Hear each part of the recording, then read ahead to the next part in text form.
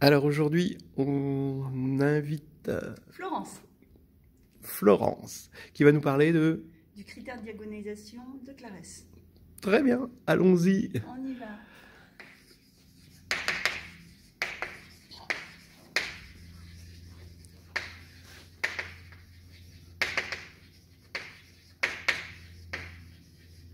Alors, on considère une matrice carrée, un coefficient dans C, et on va considérer l'endomorphisme C de A qui va de Mn de C dans Mn de C, qui a une matrice B, associe la différence du produit à gauche par A et du produit à droite par A, qu'on notera LA de B moins RA de B. Et le critère de diagonalisation de Clares dit que en fait, cette matrice A est diagonalisable si seulement si le noyau de C de A est égal au noyau de C de A au carré. Alors, on va le faire en deux parties. Tout simplement, la première partie va consister à montrer dans ce sens-là. Et puis la partie 2, ça sera la réciproque. Si on a F, un endomorphisme qui est diagonalisable, on peut en déduire qu'il y a l'égalité entre le noyau de F et le noyau de F au carré. Alors, pourquoi? Il y a une inclusion qui est évidente. Je vais surtout m'attarder sur la deuxième inclusion, c'est-à-dire que le noyau de F au carré est inclus dans le noyau de F. On va partir de l'hypothèse qu'elle était diagonalisable. Donc si F est diagonalisable, cela veut dire entre autres que l'espace E que j'ai considéré ici peut être écrit comme une somme directe de sous-espaces propres. Mais vu qu'on n'a pas d'informations sur la qualité des valeurs propres, on va considérer sous cette forme E de 0 qui va être égal à soit 0, soit le noyau de F. Et là, on mettra la somme des sous-espaces propres E de lambda 1 plus E de lambda P. On notera E étoile. Et là, ça sera pour les lambda I différents de 0. Alors, notre objectif, c'est de montrer l'inclusion dans ce sens-là. Alors, on peut partir déjà en prenant un élément x qui appartient au noyau de f au carré. Donc, ça veut dire que 0 est égal à f au carré de x. Et en fait, cet élément-là, on peut l'écrire comme f de x. Et x est aussi un élément de... Donc, d'après ce qui est écrit au-dessus, on peut le décomposer sous la forme d'une somme d'un élément de E de 0 et d'un élément de E étoile. Si j'applique f est linéaire, donc ça va nous donner f de x0 plus f de x étoile. Le premier terme est nul. Et le deuxième, on va s'intéresser un peu plus dessus. Si on regarde E étoile, il est composé d'une somme directe de sous-espaces propres. Et les sous-espaces propres sont stables par F. Donc je peux considérer, donc E étoile est stable par F. Donc je peux considérer F étoile, l'induit de F sur E étoile. Et dans ce cas-là, lorsque je vais appliquer F encore à cette égalité, je vais avoir donc mon F au carré, je sais que c'est égal à 0, d'après l'égalité qui est au-dessus. Et donc ça va me donner F de 0, voilà, F de x étoile. Et ça veut dire que cet élément, d'après ce que j'ai montré tout à l'heure, appartient à E étoile, mais c'est aussi égal à 0, donc ça veut dire que f de x étoile appartient à l'intersection de E étoile et du noyau est égal au singleton 0. Du coup, f de x étoile, c'était f de x, donc f de x est égal à 0, donc x appartient au noyau de f. Donc on a montré l'inclusion dans l'autre sens. Ensuite, on va l'appeler petit 1. Petit 2, on va utiliser cette application alors, à cet endomorphisme. Alors déjà, on part de A qui est diagonalisable et on va montrer que cet endomorphisme est diagonalisable.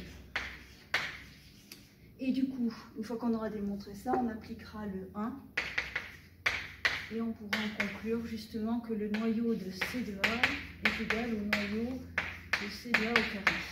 Donc je m'attelais à regarder ce qui se passe ici. Un autre point de vue de la diagonale, du fait que ça soit diagonalisable, on a vu ça tout à l'heure, mais aussi on peut voir qu'il existe un polynôme qui sera scindé, simple, et qui va annuler A, donc tel que P de A égale 0. Et en fait, ce polynôme annule aussi C de A. Pourquoi? Eh bien parce que si je l'applique à... On a vu que c'était écrit sous la forme d'une différence de L de A et R de A. Si je l'applique à L de A, ça revient à avoir L de P de A. Et P de A étant nul, ça veut dire qu'on va multiplier à gauche par 0. Donc ça nous fera 0. Et de même, P de R de A va être égal à 0 pour la même raison. Donc on a trouvé un polynôme scindé simple qui annule L de A et R de A. Donc ça veut dire que L, A et RA sont diagonalisables. Pas forcément, on n'a pas forcément la même base, mais vu leurs propriétés, ils commutent entre eux. Et du coup, on peut en conclure qu'ils sont diagonalisables simultanément. C'est-à-dire qu'il existe une base commune sur laquelle ils sont diagonalisables.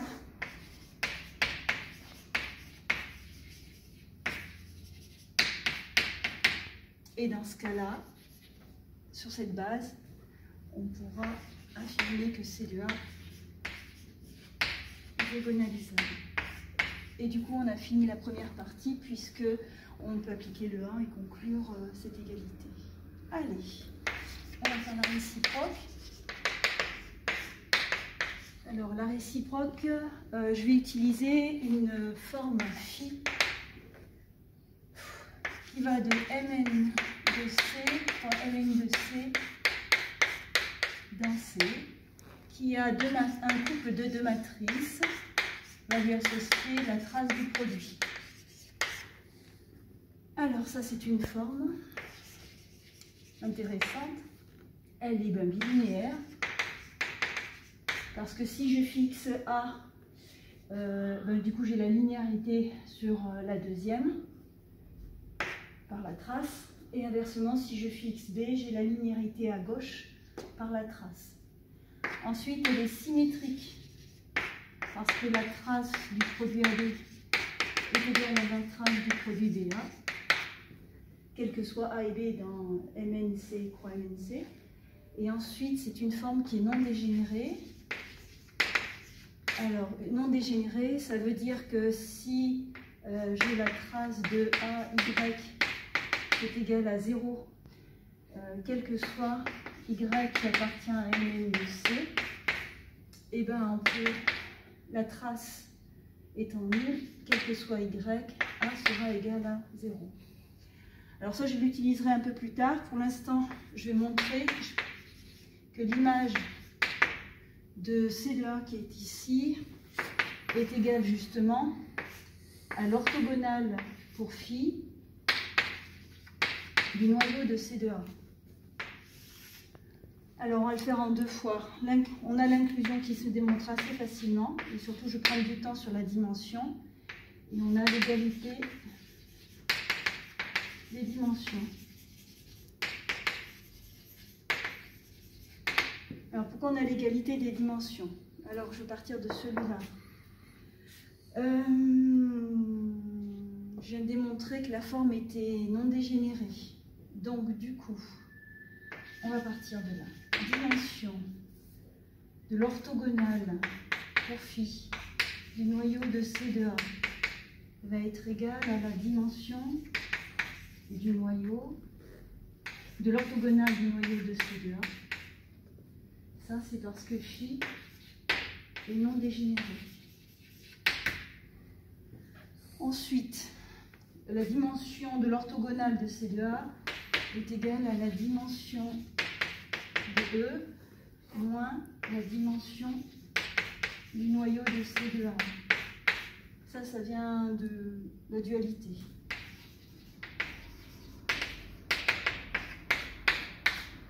Et ensuite, dernier point, on utilise le théorème du rang pour en conclure que ceci est égal à la dimension de l'image.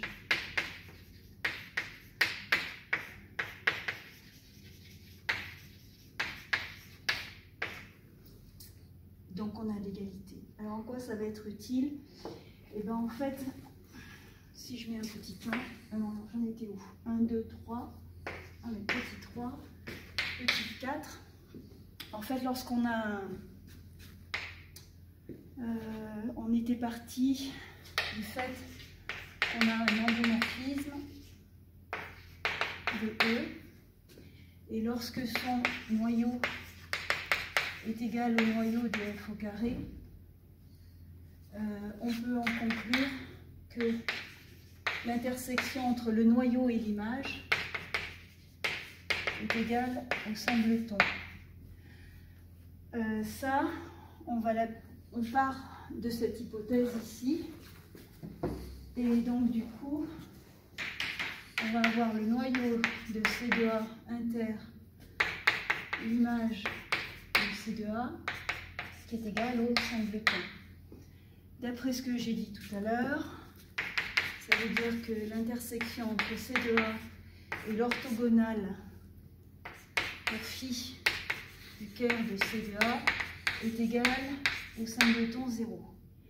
Alors ça va m'intéresser parce qu'en fait, du coup, je vais utiliser la décomposition de Dunford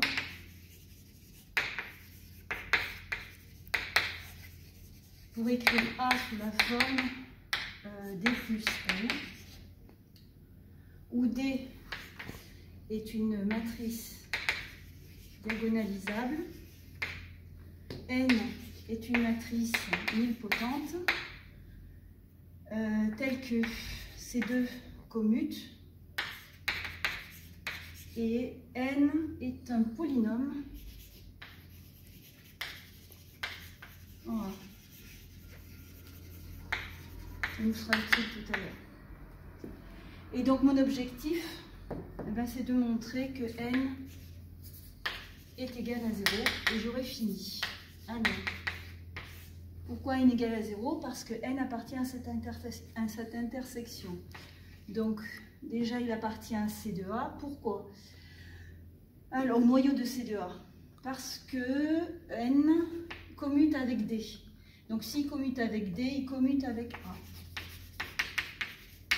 Et s'il commute avec A, ça veut dire qu'on annule C de A. Donc ça veut dire que N appartient au noyau de C de A. Maintenant, il faut qu'on montre qu'il appartienne à cet individu.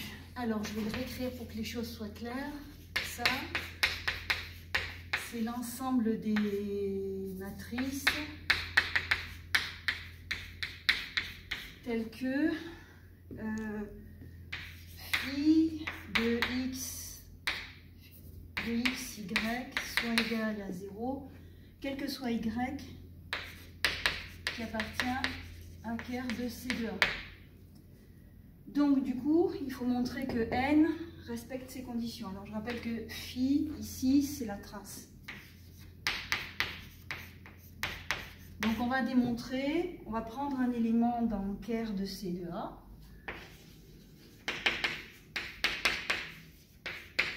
Donc par définition, il commute avec A. Voilà. Ensuite, notre objectif, ça va être de démontrer que la trace de YN est égale à voilà, 0. Alors, on sait que N est nilpotente. On sait que Y commute avec A. Donc, et que N est un polynôme en A. Donc, ça veut dire que Y commute YN est égal à NY. Ensuite, on sait que N est nilpotente. Et dans ce cas-là, on peut en conclure que YN, et NY aussi, est nilpotente. Et on sait que la trace d'une matrice nilpotente est nulle.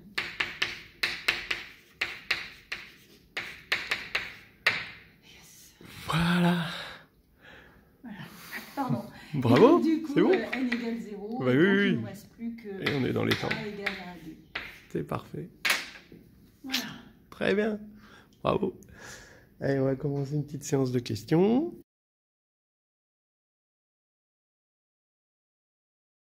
On est parti pour les questions.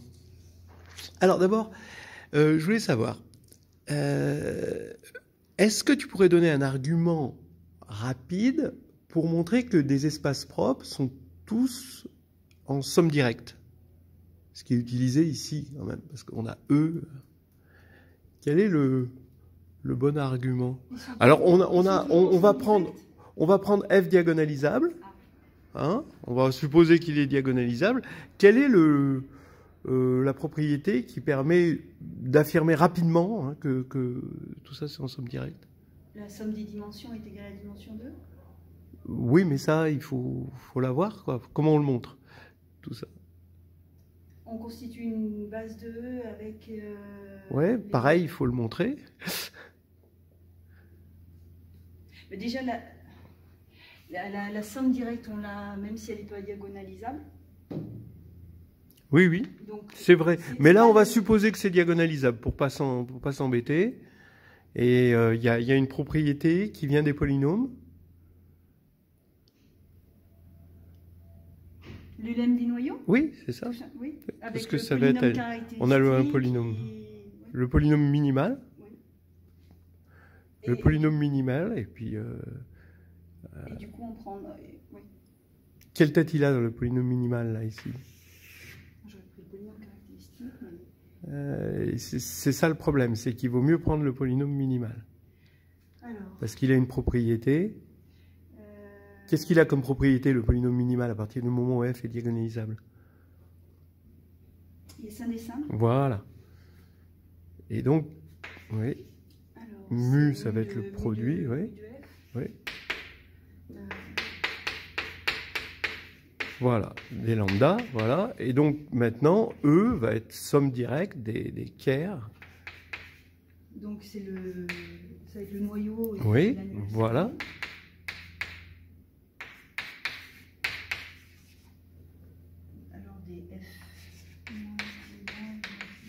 Voilà, et ça c'est exactement les... D'accord, voilà, très bien. Pourquoi le LA et RA commutent? C'est dû à quoi? Eh bien, leur définition. Oui. Oui, voilà, ici, oui. Bon, on peut alors, si j'ai LA de RA d'une matrice B, celle-ci, ça multiplie à droite, donc ça va donner LA de... J'ai dit à droite. Ouais. Donc c'est ça. Et ensuite, celui-là, il multiplie à gauche. La transitivité. C'est un autre mot. Je veux que ça soit égal à... Ça, c'est égal à... Oui, alors comment ça s'appelle? L'associativité. L'associativité. Pas la transitivité. Pas la transitivité. Oui, voilà. Ouais, c'est ça. Et en fait, LA commute aussi avec RB pour la même raison. Par exemple, si on devait... C'est exactement la même chose. Très bien, on continue. Pourquoi trace de AB égale trace de BA? Est-ce que tu sais démontrer ça? Oui. C'est bien, c'est bon, c'est bon. Non mais comment on fait? Je passe par la base EIJ. Enfin, Oui. Et du coup, au lieu de mettre... je peux effacer là? Oui, oui, Au oui. lieu de mettre je mets EIJ, et ça va être égal à l'élément de A et je vais le démontrer quel que soit... non, c'est pas ça. Non, c'est pas Alors, ça. bah, Bêtise. Non, c'est que oui, je peux mais peut-être permuter. qu'on peut le démontrer comme ça. C'est pour Il le- suffit de le démontrer pour B égale C'est qu'on peut EIJ. permuter. Attends, je vais l'écrire. Ça, c'est l'élément de la matrice Oui. en IJ. Donc, c'est la somme des... Je vais les noter petit a. AIK de BKJ pour K de 1 à N. Oui, oui. Et quand je vais faire la trace, la définition de la trace, c'est la somme des éléments diagonaux. Donc c'est la somme de I égale à 1 jusqu'à N des A, B, I, I. Et du coup, c'est la somme de I égale à 1 jusqu'à N, de la somme de K égale à 1 jusqu'à N, Oui. de AIK, BK, J. Et du coup, Non, on a pas J. Oui, BK, J. I, I, voilà. I. Et ça, c'est symétrique, c'est une Voilà, et expression. symétrique, on C'est une peut expression permuter. symétrique en A et B. Voilà. Très bien. On aurait pu aussi partir de B égale EIJ. Il suffit de le démontrer pour une base. Et puis, ça peut marcher. Hein. C'est pas... Ok. Alors... Oui, alors l'inclusion. Ce serait bien de la voir, cette inclusion. Pourquoi im de CA, c'est l'orthogonale pour phi de ker de CA? Ouais. Si on peut voir ça rapidement. Alors, je vais l'écrire ce que je veux.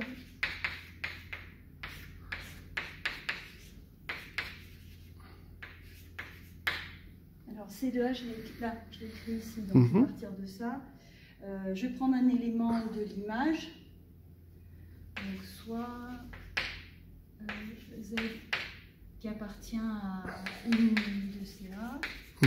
S'il appartient à l'image, ça veut dire que il existe un Y qui appartient à... Elle part de Mn de C, tel que Z est égal à... Alors, je vais commencer par quoi? Par la gauche ou par la droite?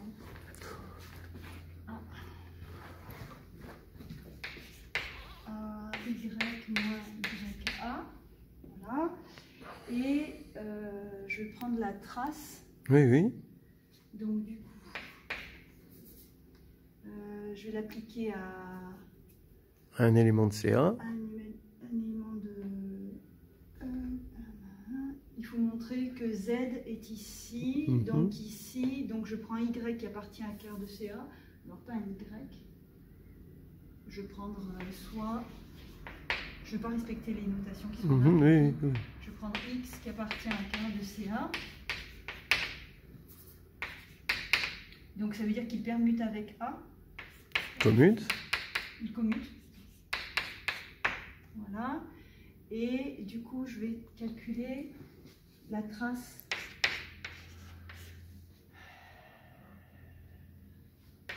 de Z, X. Et là, après, ben, on va utiliser cette expression. Je remplace.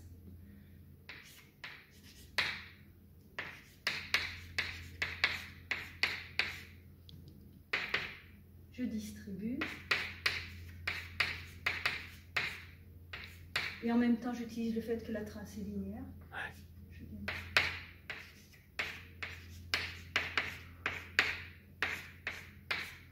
Voilà. Ensuite, on va... Il y a deux choses qu'on utilise.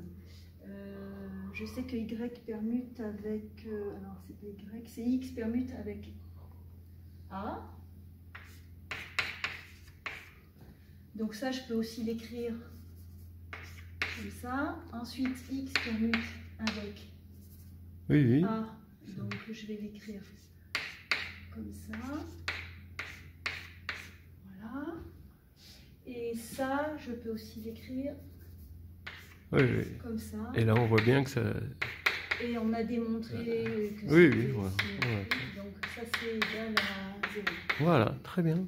Très très bien. Bon, bah, c'est parfait. Alors, c'est quoi cette orthogonale dont tu parles ici, là, dans Dim de Kerr, CA orthogonale? Celui-là, là, Oui. c'est l'orthogonale canonique. Oui, alors c'est quoi? Comment c'est défini? C'est l'ensemble des formes linéaires qui annulent. Voilà. Qui annule? Qui annule. Qui annule Kerr de le CA, sous-espace. le Oui, oui. sous-espace.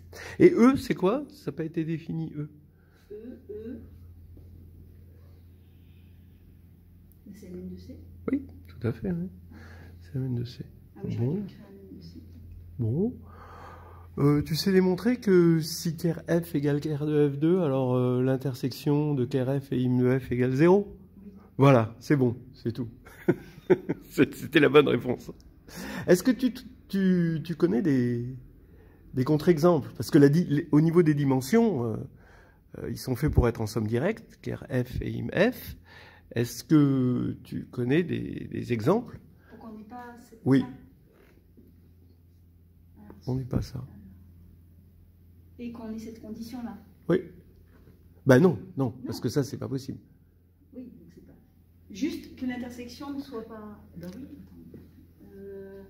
Du coup, il ne faut pas qu'il y ait cette. Il faut que ça soit différent de. Oui. Il suffit de mettre l'hypothèse En défaut, oui. en défaut.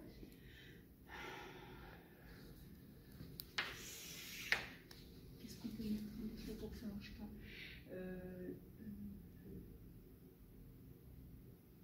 Il faut un endomorphisme dont l'intersection soit pas réduite à 0.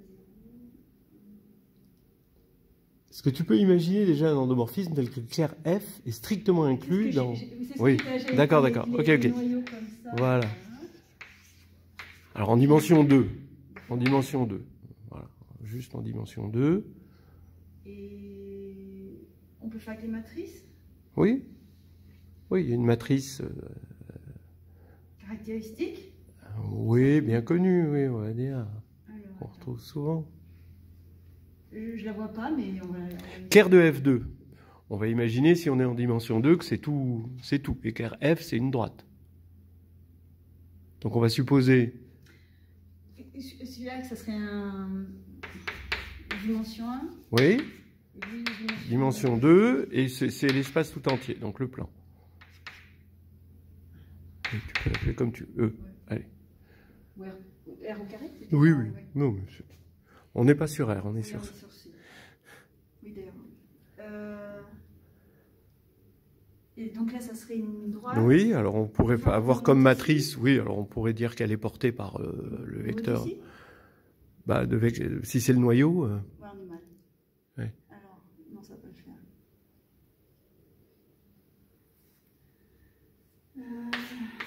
Les dimensions. On va supposer que la droite, elle est portée par E1.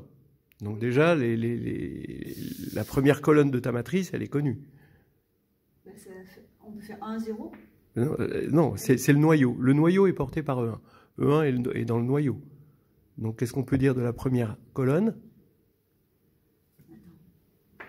Tu veux que j'exprime la matrice de F, ouais, si E1 est dans le noyau. Si E1 est dans le noyau, ça veut dire que ça fait 0. Oui, donc la première colonne, c'est 0. Maintenant, la deuxième. Maintenant, tu veux un nilpotent. Tu vas prendre un nilpotent. Voilà, c'est ça. Donc là, qu'est-ce que c'est im de F? On voulait que le noyau et l'image ne soient pas d'intersection nulle. Alors, qu'est-ce que c'est que im de F? Oui. De F, bah, ça écrase. Oui, alors c'est quoi l'image de F? Tu peux le décrire. Tu as une base E1, E2. Alors celui-là, il va aller en 0. Oui. Et celui-là, il va aller en E1. Oui. Donc l'image de F, c'est E1.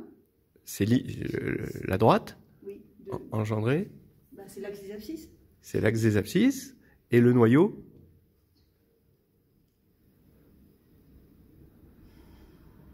Attends, j'écris. Tu peux l'écrire oui? Oui. Bon, tu peux dire c'est l'espace engendré par E1. Comme ça. Et le noyau? Qui c'est qui s'annule sur... Ben, Bah E1 aussi. Donc c'est pareil. c'est la même chose. C'est la même Ils chose. sont égaux. Voilà, ils sont égaux.